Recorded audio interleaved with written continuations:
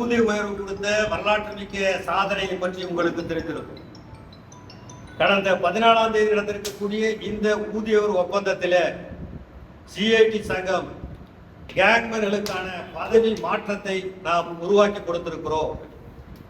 அருமை நண்பர்களே, அக்டோபர் 7, 8 போராட்டம் தான் மின்சார வாரியத்தில் இருக்கக்கூடிய கேங்மேன்களுடைய கள உதவியாளராக மாற்ற வேண்டும் என்ற கோரிக்கையை அரசிற்கும் நிர்வாகத்திற்கும் வலுவாக உறக்க சொன்ன நாள் என்பதை இந்த நேரத்தில் பெருமையாக சுட்டிக்காட்ட விரும்புகிறேன்.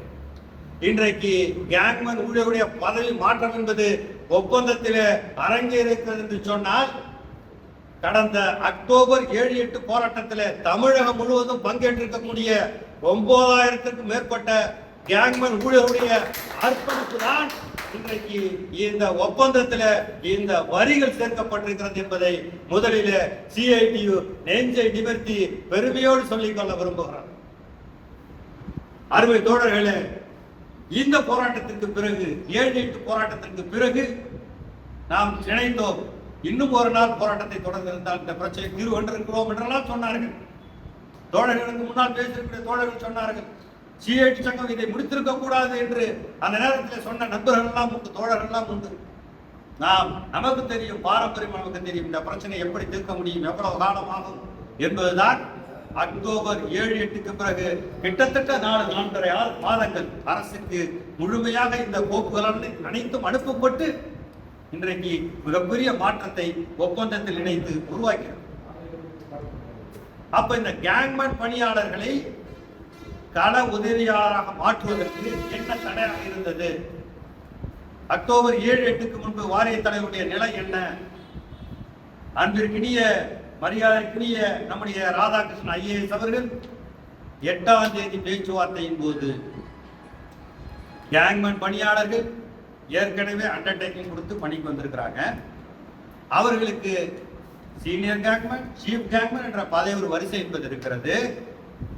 அவர்களை கள உதவியாளராக மாற்ற முடியாது. மின்சார வாரியத்துடைய சர்வீஸ் ரெகுலேஷன் அடிப்படையில் கள உதவியாளர் என்பது ஐடிஐ படித்திருந்தால் மட்டும்தான் கொடுக்க முடியும். நீங்கள் கேட்பது போன்று வழங்க இயலாது என்பதை எடுத்தெடுப்பில் 8ஆம் தேதி குறிப்பிட்டார். நாம் அன்று முறையோடு செய்தோம், வாதம் செய்தோம். தமிழ்நாடு மின்சார வாரியத்தில் கல்வி தகுதி இல்லாத, ஐடிஐ கல்வி தகுதி இல்லாத ஒப்பந்த தொழிலாளர்களை கள உதவியாளராக மின்சார வாரியம் மாற்றி இருக்கிறது. காலித் கமிஷன் தீர்ப்பின் மூலமாக இதே வாதம் உச்ச நீதிமன்றத்திலே காலித் கமிஷன் தீர்ப்பிலே விவாதிக்கப்பட்டது. ஐடிஐ கல்வி தகுதி இல்லாத ஒப்பந்த ஊழியர்களை கள உதவியாளர் நியமிக்க முடியுமா என்ற கேள்விக்கு உச்ச நீதிமன்றம் விடை கொடுத்திருக்கிறது. மின்சார வாரியத்தில் கள அனுபவம் இருந்தால் போதும், அந்த கள அனுபவத்தை ஐடிஐ கல்வி தகுதிக்கு இணையாக எடுத்துக்கொண்டு கள உதவியாளர் பதவி வழங்கலாம் என்று சொல்லி உச்ச நீதிமன்ற தீர்ப்பு இருக்கிறது. அந்த தீர்ப்பின் அடிப்படையில் கள உதவியாளர் வழங்க முடியும் என்பதை சொன்னோம். அடுத்து மின்சார வாரியத்திலே மஸ்தூர் என்ற பதவி ஒன்று உருவாக்கப்பட்டது. இதே போன்று கேங்மேன் என்ற பதவி போன்று அதே அடிப்படை ஊதியத்தில் உருவாக்கப்பட்ட பதவி. அந்த பதவியில மின்சார வாரிய ஒப்பந்த ஊழியர்கள் கல்வி தகுதி இல்லாத ஊழியர்கள், 5ஆம் வகுப்பு கூட கிடையாது, கேங்மேனுக்கு 5ஆம் வகுப்பு தகுதி என்று உள்ளது. அந்த தகுதி கல்வி தகுதியே இல்லாத ஊழியர்களை மின்சார வாரியம் இதே உச்ச நீதிமன்ற தீர்ப்பின் அடிப்படையில கள உதவியாளராக மாற்றி இருக்கிறது. ஐடிஐ கல்வி தகுதி இல்லாத, கல்வி தகுதியை இல்லாத ஒப்பந்த ஊழியராக இருந்த மஸ்தூர்களை கள உதவியாளராக மாற்றி உத்தரவு வழங்கியிருக்கிறது என்பதை வாதத்தை முன்வைத்து, அடுத்து மின்சார வாரிய அடங்கு நிலையிலே இருக்கக்கூடிய 9000 ஒப்பந்த ஊழியர்களை சென்னை உயர் நீதிமன்றம் கள உதவியாளராக ஆக்க வேண்டும் என்று உத்தரவு வழங்கி இருக்கிறது. அந்த உத்தரவை மின்சார வாரியம் அமுல்படுத்தி இருக்கிறது. அமுல்படுத்தும் போதும் ஐடிஐ கல்வி தகுதி இல்லாத, கல்வி தகுதியை இல்லாத ஊழியர்களை கள உதவியாக வழங்கியிருக்கிறது என்பதை நாம் முன்வைத்தோம். வாரிய தலைவர் 8ஆம் தேதி என்ன சொன்னார் தெரியும்? அப்ப நீங்க நீதிமன்றத்தை போய் கேஸ் போட்டு கேங்மேனுக்கு ஃபீல்ட் அசிஸ்டண்டா வாங்கிக்கணும். மின்சார வாரியத்துடைய சர்வீஸ் ரெகுலேஷன் இப்படிதான் இருக்கு. ஐடிஐ இருந்தால்தான் ஃபீல்ட் அசிஸ்டன்ட். அடுத்து நம்ம ஒரு ஆவணத்தை எடுத்துக்கணும். சர்வீஸ் ரெகுலேஷன்ல ஃபீல்ட் அசிஸ்டன்ட்க்கு ஐடிஐ இருக்கிறது கரெக்ட் தான். அதே சர்வீஸ் ரெகுலேஷன்ல அசிஸ்டன்ட் வயர்மேனுக்கு என்ன கல்வி தகுதி போட்டிருக்கு, என்ன தகுதி போட்டிருக்கு, ஒயர்மேனுக்கு என்ன தகுதி போட்டிருக்கு? இதோ சர்வீஸ் ஸ்டேஷன் பாருங்க. ஒயர்மேனுக்கு 4ஆம் வகுப்பு கல்வி தகுதி இருந்தா போதும், 2 ஆண்டு சர்வீஸ் இருந்தா போதும். ஃபீல்ட் அசிஸ்டன்ட்டுக்கு எக்ஸ்பீரியன்ஸ் இல்ல, எக்ஸ்பீரியன்ஸ் இல்லாம கல்வி தகுதி ஐடிஐ. ஒயர்மேனுக்கு எக்ஸ்பீரியன்ஸோட கல்வி தகுதி அப்படின்னா 4ஆம் வகுப்பு கல்வி தகுதியும் 2 ஆண்டுகள் பணி அனுபவம் இருந்தால் ஒயர்மேன் ஆக முடியும். அது கிளாஸ் 3 சர்வீஸ். அசிஸ்டன்ட் ஒயர்மேன் ஒரு பதவி இருக்குங்க கிளாஸ் 4ல. அதுக்கு 4ஆம் வகுப்பும் 2 ஆண்டு கால அனுபவ பணி இருந்தால் அசிஸ்டன்ட் ஒயர்மேனாக போட முடியும். இந்த அசிஸ்டன்ட் ஒயர்மேன் பதவி தான் கிளாஸ் 4ல ஃபீல்ட் அசிஸ்டன்ட்டுக்கு இணையான பதவி. ரைட்டுங்களா? ஆக மின்வாரிய சர்வீஸ் ரெகுலேஷன் அடிப்படையில் 4ஆம் வகுப்பும் 2 ஆண்டு பணிபுரிந்தவர்களுக்கு ஒயர்மேன் அசிஸ்டன்ட் ஒயர்மேனை கொடுக்க முடியும்னா ஏன் உங்களுக்கு கள உதவியாக கொடுக்க முடியாதுங்கிற கேள்வி. நாங்க ஏற்கனவே சொன்னது கோர்ட்டுக்கு போகணும்னு சொன்னீங்க, சர்வீஸ் ஸ்டேஷன் இருக்குன்னு சொன்னீங்க. இதோ சர்வீஸ் ஸ்டேஷனுக்கு தான் மின்சார வரை தலைவர் எழுந்து நின்றார்.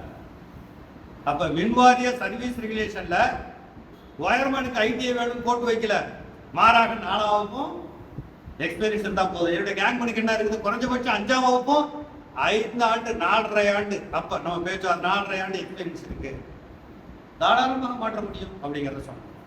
வாரிய தலைவர் அப்பதான் முறிப்புக்கு வந்தார்.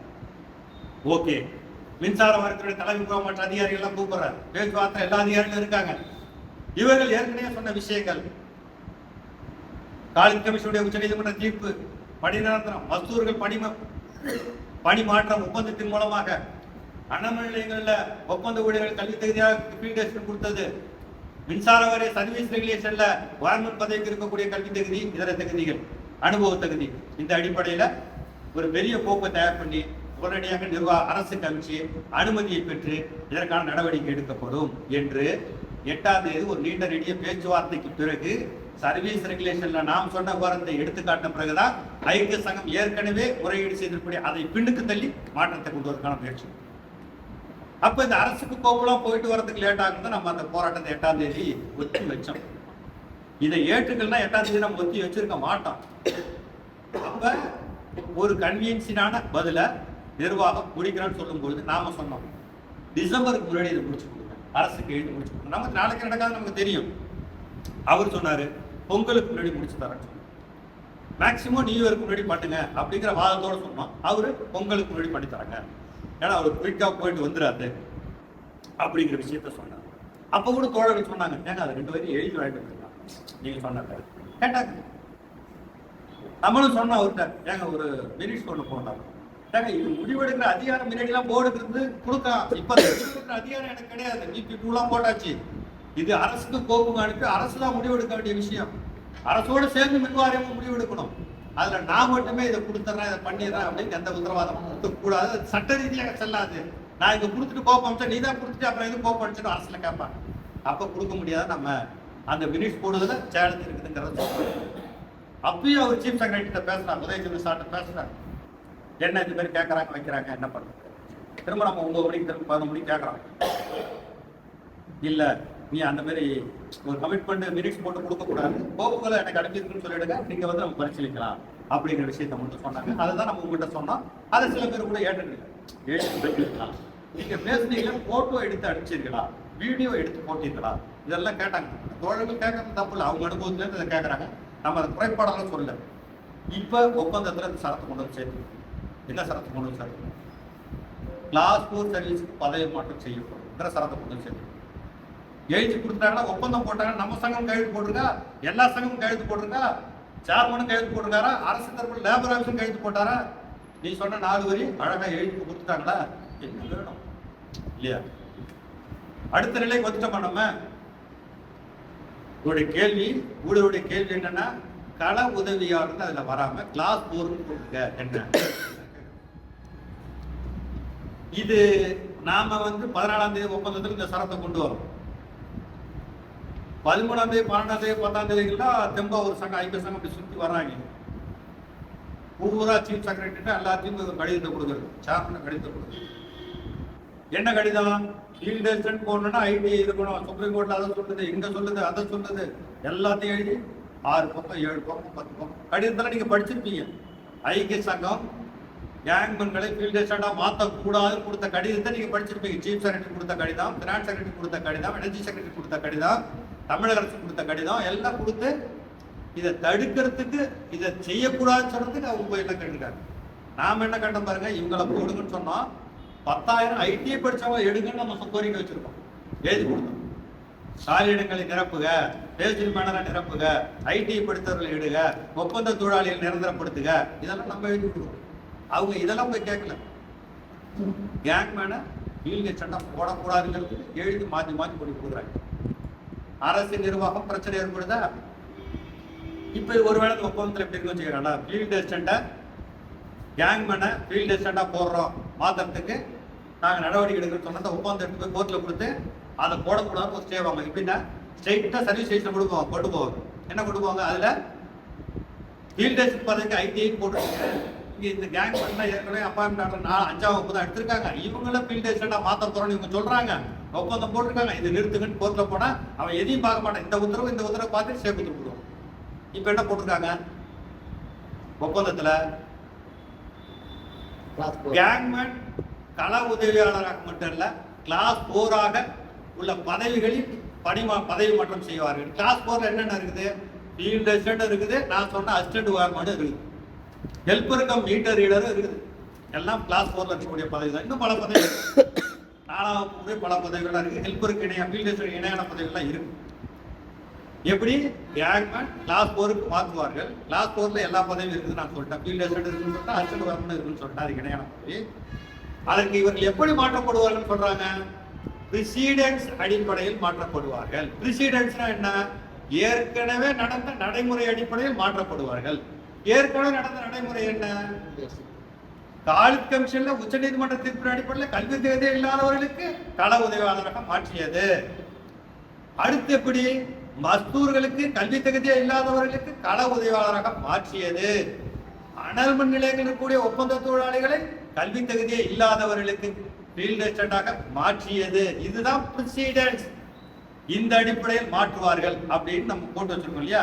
இதை போட்டு கொடுத்தா என்னங்க பிரசிடென்ட்க்கு என்னங்க, அப்ப இதெல்லாம் கொடுத்தா ஸ்டே கொடுப்பானா, கொடுக்க மாட்டான், அமல்படுத்த வேண்டியிருக்கும். இன்னொன்று என்ன சொல்லியிருக்கோம், சர்வீஸ் ரெகுலேஷன் குவாலிஃபிகேஷன் அடிப்படையில். நம்மால் குவாலிஃபிகேஷன் என்ன எடுத்துக்கிறோம், நம்ம குவாலிஃபிகேஷன் என்ன, கல்வி தகுதி அப்படிதானே எடுத்துக்கிறோம், கிடையாது. குவாலிஃபிகேஷன் தகுதி, அவ்வளவுதான். அப்ப கல்வி தகுதினா என்னங்க, எஜுகேஷனல் குவாலிஃபிகேஷன், கல்வி தகுதி, அதுக்கு பேர் தான் கல்வி தகுதி. வெறும் குவாலிஃபிகேஷன் தகுதி. தகுதி என்ன, அசிஸ்டன்ட் வார்மனுக்கு என்ன தகுதியா சர்வீஸ் ரெகுலேஷன்ல போட்டிருக்காங்க, 4ஆம் வகுப்பும் 2 ஆண்டு கால அனுபவம் இருந்தால் போதும், அவர் அசிஸ்டன்ட் வார்மனுக்கு எலிஜிபிள்.